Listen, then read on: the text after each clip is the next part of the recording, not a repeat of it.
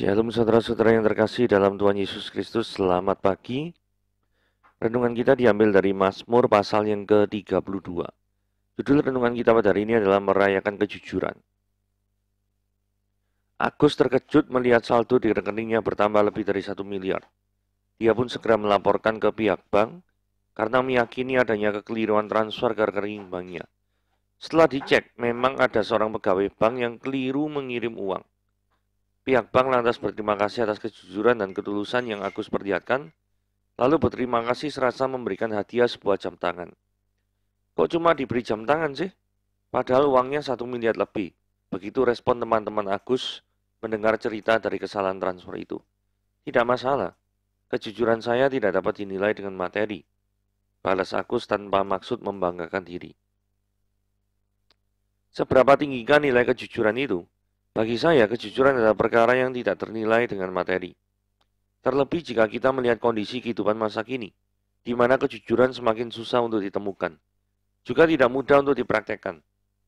Ada banyak berita mengenai hal ini, dan hanya terkait dengan uang, tetapi juga perilaku lain, termasuk ketidakjujuran seorang kepada pasangannya.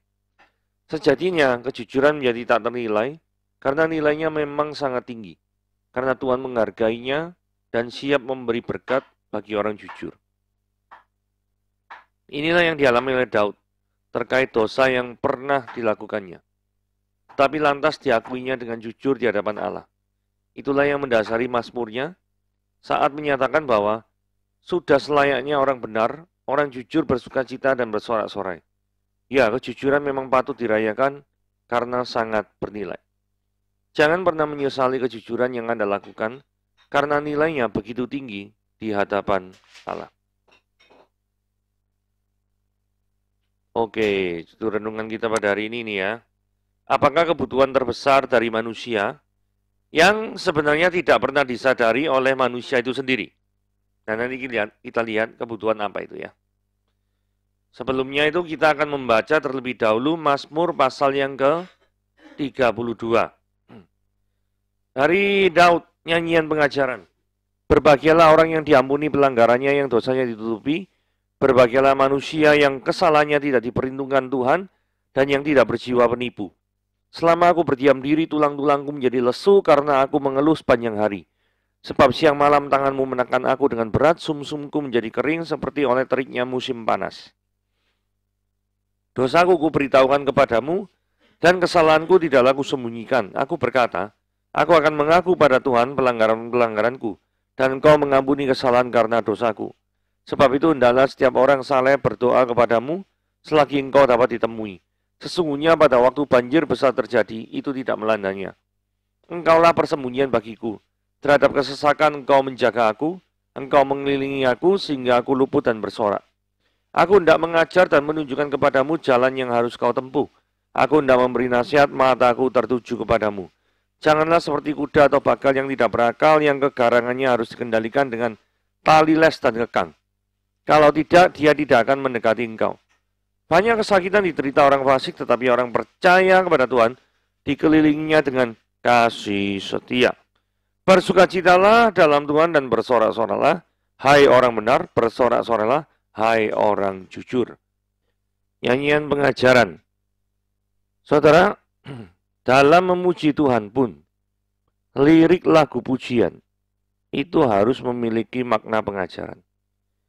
Jadi jangan sampai menyanyikan lagu pujian, tetapi tidak ada isinya atau pengajarannya salah.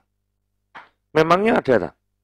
Dalam suatu lagu pujian tapi pengajarannya salah. Wadah. Contohnya, ada suatu lirik yang mengatakan Yesus itu disebut sebagai Bapakku. Loh, ini kesalahan doktrin Tritunggal ya. Yesus dengan Bapa itu berbeda ya. Jadi pribadinya itu berbeda. Jadi Tritunggal itu adalah satu hakikat, satu esensi, tetapi tiga pribadi.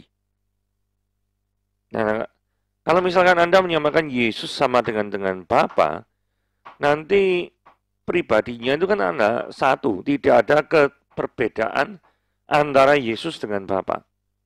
Begitu ya. Jadi kalau membuat lirik lagu kita mesti berhati-hati.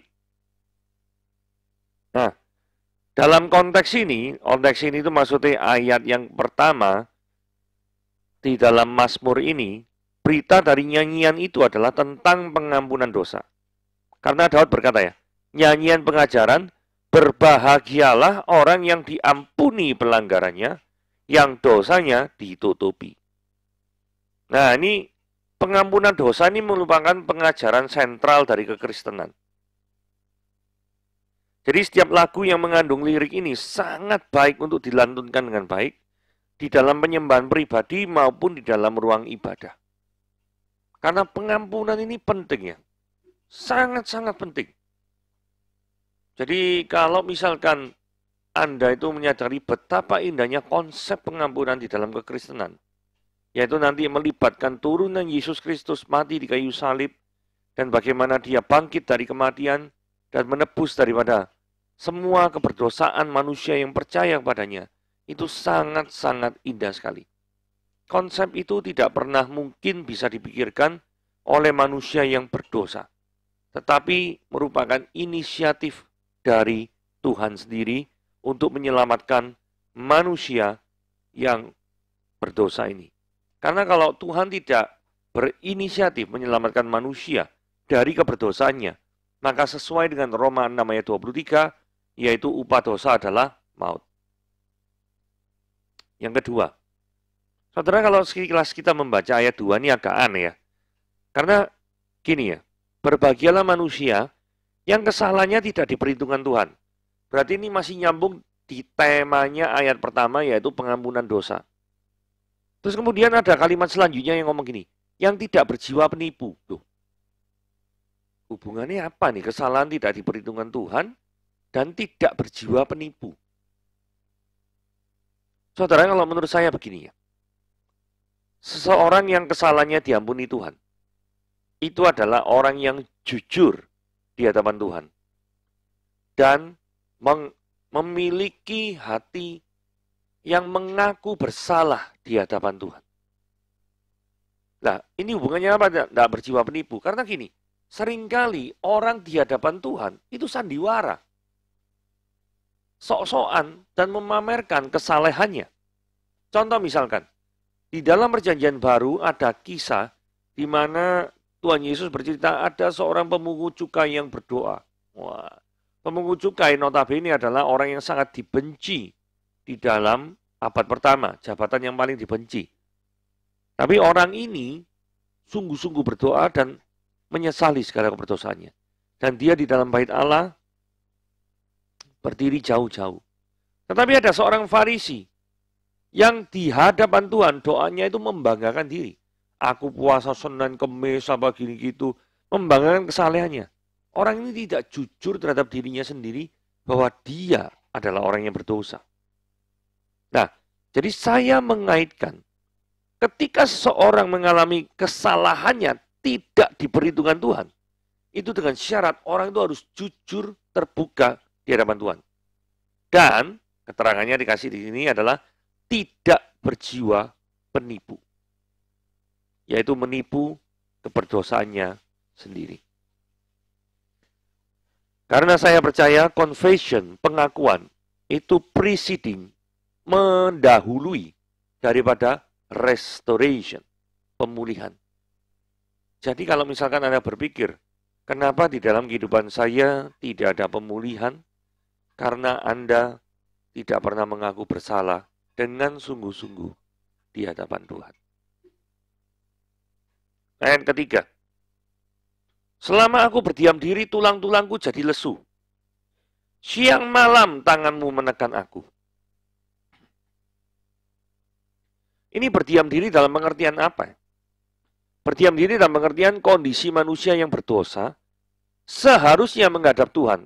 Ini masih nyambung dari yang tidak berjiwa penipu dia.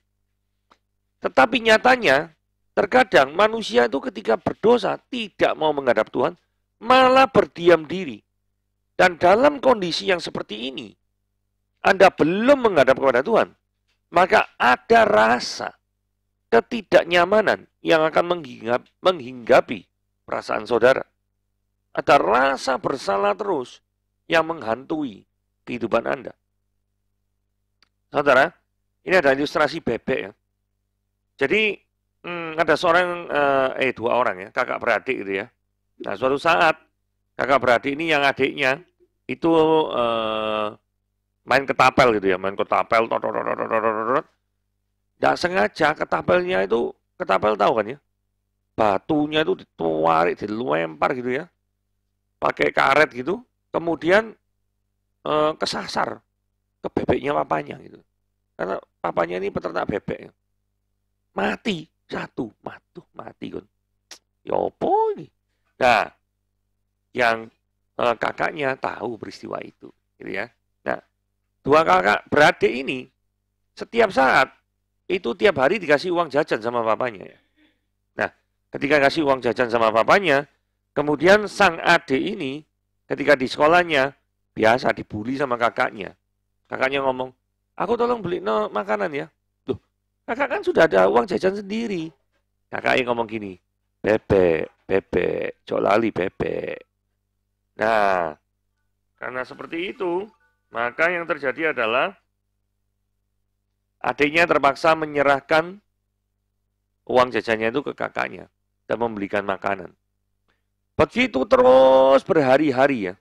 Sampai suatu saat sang adik berkata, ini tidak mungkin dibiarkan kejadian terus ya. Karena kalau setiap kali saya tidak melakukan pengakuan dosa saya kepada ayah, maka yang terjadi adalah saya akan mengalami penderitaan terus-menerus, yaitu dirundung sama kakaknya terus ya. Bebek. Itu terus nanti. Nah, suatu saat ayah sang anak yang bungsu ini datang kepada sang ayah dan mengatakan bahwa, Papa, saya bersalah, saya telah main ketapel, dan saya telah tanpa sengaja membunuh daripada bebek itu ya, sehingga meninggal, mati gitu ya. Dan bapaknya ngomong, saya sudah tahu sebelum kamu menghadap kepada saya. Dan ketika keesokan harinya, si kakak mengatakan, ayo belikan makanan. Jadi sudah bisa bilang, nggak mau. Kenapa? Loh, nanti saya laporkan. Saya sudah lapor kepada bapak sendiri. Sehingga dia terbebas daripada bullying yang dilakukan oleh kakaknya ini terus-menerus. Itulah kebebasan yang dialami oleh setiap orang yang sudah mengaku berdosa kepada Tuhan. Yaitu dirinya akan dibebaskan dari rasa bersalah terus-menerus. Karena di hadapan Tuhan itu ada pengampunan. Tetapi kalau kita belum mengaku berdosa dan datang kepada Tuhan, maka yang terjadi adalah seperti ayat 4. Siang malam tanganmu menekan aku dengan berat, sumsumku menjadi kering, seperti oleh teriknya musim panas. Gitu ya kira-kira ya penggambarannya, supaya kita bisa jelas mengerti dari konteksnya ini. Nah, ayat 5 ya. Ayat 5 ini penting sekali ya. Dosaku ku beritahukan kepadamu. Nah, ini yang dikaitkan dengan kejujuran tadi dengan berdiam diri ya. Kalau orang berdiam diri berarti orang itu tidak mengaku dosanya. Tapi kalau Daud ini di ayat 5 mengatakan, dosaku ku beritahukan kepadamu. Kesalahanku tidak ku sembunyikan. Berarti dia tidak berjiwa penipu. Seperti yang dibahas oleh ayat yang kedua. Aku mengaku confession kepada Tuhan atas pelanggaranku.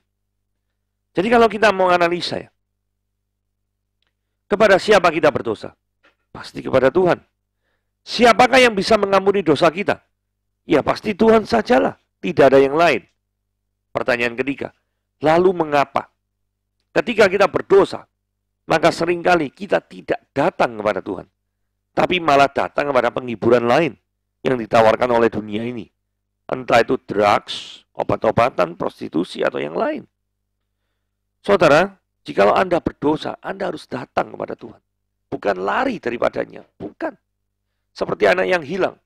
Ketika engkau kehilangan segala-galanya, datanglah kepada Bapa itu. Dia akan menantikanmu dengan tangan yang terbuka dan siap menyambut engkau. Jangan engkau datang dan lari kepada iblis. Memang benar engkau telah melukai hati Tuhan. Memang benar engkau telah melukai hati Bapa. Tetapi bukan berarti ketika engkau melukai, engkau melarikan diri. Seorang yang bertanggung jawab adalah seorang yang berani menghadap kepada siapa dia bersalah. Jadi jikalau kita kepada siapa kita berdosa, kita tidak berani menemui, maka artinya kita memiliki jiwa seorang pengecut. Nah ini penting ya.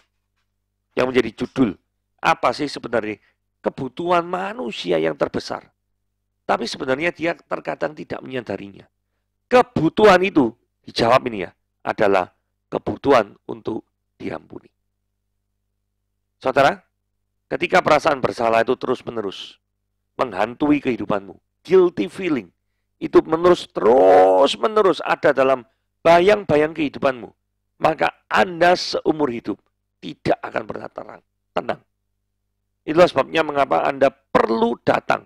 Seperti ayat 5 ini ya, Daud mengatakan, kesalahanku tidak kusembunyikan, dosaku kuberitahukan kepadamu. Saudara, ada dosa apa di hadapan Tuhan? Mengakulah. Dia adalah Allah yang setia dan adil. Sehingga dia akan memeluk dan merangkulmu kepada siapa engkau mengadu. Begitu ya. Ayat ke-6.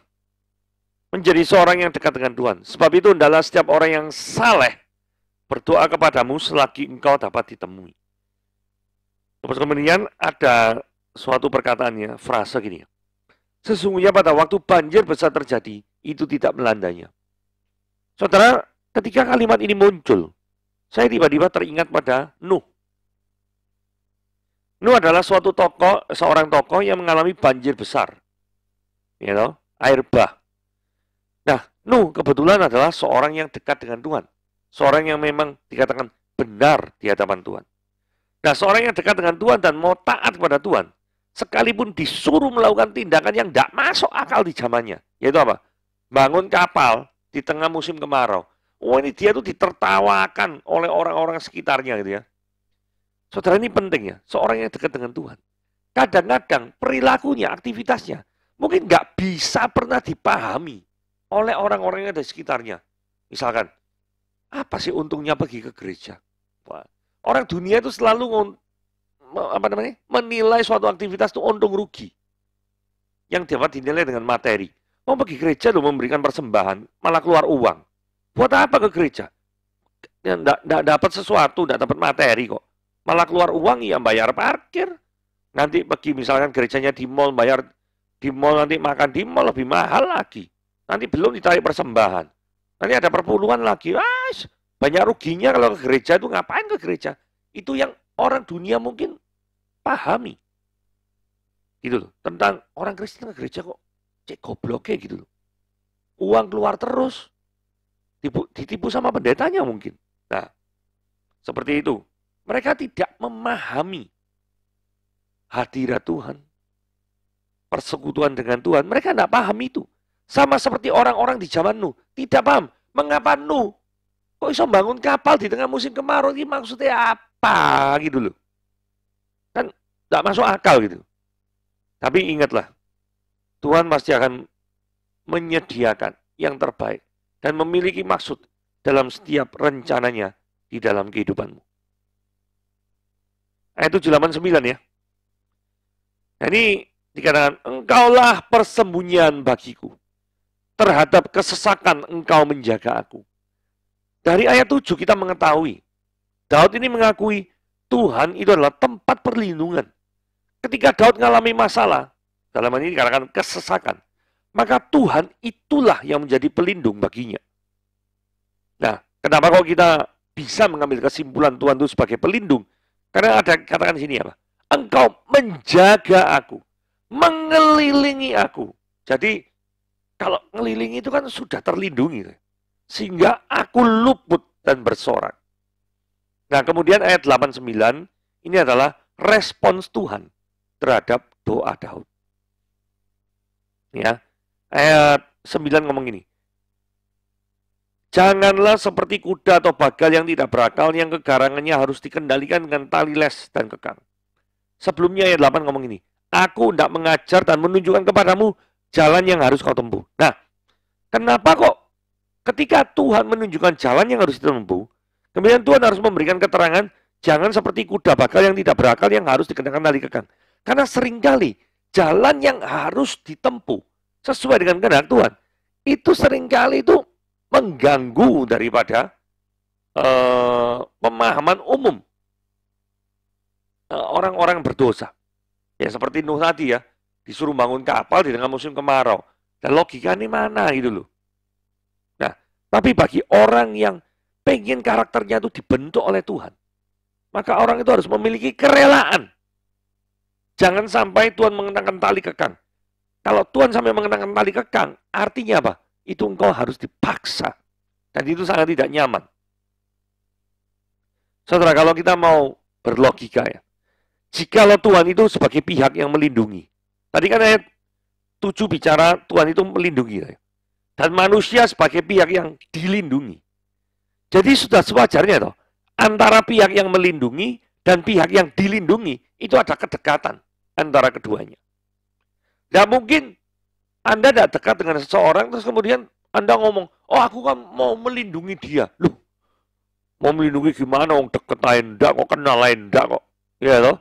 Nah, kalau sampai ada muncul kata melindungi atau dilindungi, itu artinya ada suatu kedekatan, ada suatu hubungan. Dan suatu hubungan itu bukan paksaan, tapi kerelaan benar.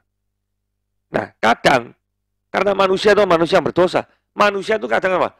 Seneng ketika ditolong Tuhan, tetapi ketika perintah Tuhan diberikan, manusia itu tidak mau melakukan. Loh, itu sifat dasarnya manusia kayak gini. Jadi, kesimpulannya, kalau manusia itu harus dekat dengan Tuhan, maka tidak perlu tali kekang. Karena tali kekang itu menunjukkan manusia itu memberontak kepada Tuhan. Sehingga penggunaan tali kekang itu menunjukkan manusia tidak memiliki hubungan yang baik dengan Tuhan. Kalau sampai Tuhan harus menggunakan tali kekang. Begitu ya.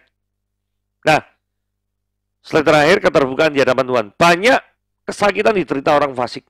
Tapi percaya kepada Tuhan, oleh orang yang percaya kepada Tuhan, dikelilingi dengan kasih setia.